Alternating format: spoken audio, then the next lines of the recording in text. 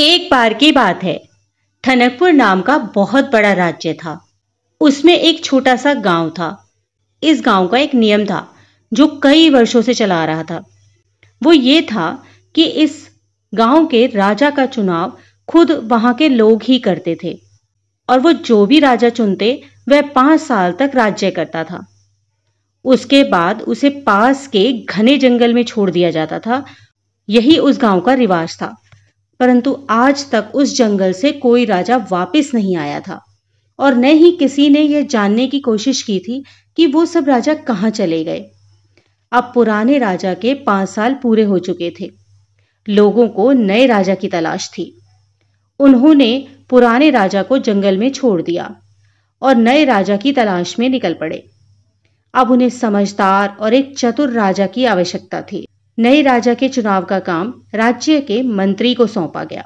राज्य के मंत्री ने किशोर नाम के एक व्यक्ति के बारे में बहुत सुना था।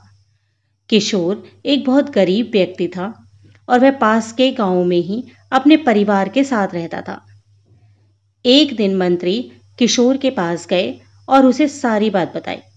मंत्री ने कहा, क्या तुम इस राज्य के राजा बनना पसंद करोगे? क्या तुम्हें ये प्रस्ताव मंजूर है? किशोर थोड़ी देर के लिए चुप हो गया और कुछ सोचने के बाद बोला, मुझे 1 दिन का समय दीजिए आप, मैं फिर आपको बताता हूं।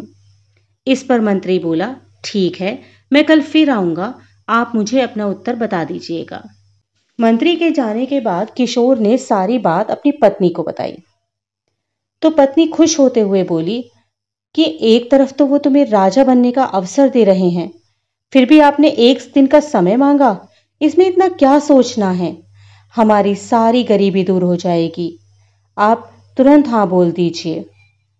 किशोर ने कहा, लेकिन क्या तुम जानती हो कि इस राज्य का नियम है कि पूरे 5 साल होने के बाद वह राजा को बदल देते हैं और पास के जंगल में छोड़ देते हैं, जहां से आज तक कोई भी राजा वापस नहीं आ पाया है और किसी को यह तक पता नहीं है कि वह राजा कहाँ गए, उनका क्या हुआ, किसी जंगली जानवर ने उन्हें मार दिया या कोई भूत बला उन्हें उठा कर ले गई।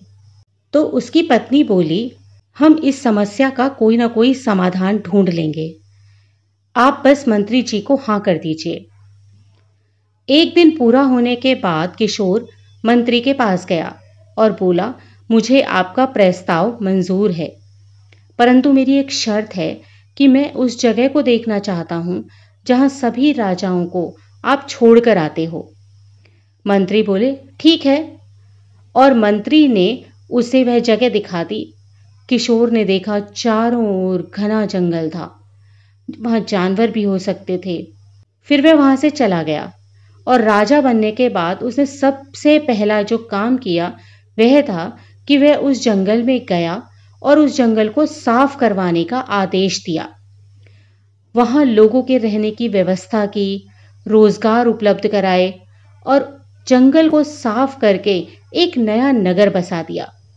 कुछ समय बाद किशोर को राजा बने हुए 5 साल पूरे हो गए। प्रथा के अनुसार उसे भी उसी जगह पर, जहां पहले जंगल था और अब एक भरा पूरा नगर बस चुका था, छोड़ दिया गया। अब वहां उसे किसी प्रकार का कोई खतरा नहीं था। वहां किशोर आराम से अपने परिवार के साथ रहने लगा। इस तरह से किशोर और उसकी पत्नी की सूझबूझ से उनकी जान बची और उन्होंने एक अच्छी और सुदृढ़ जिंदगी जी।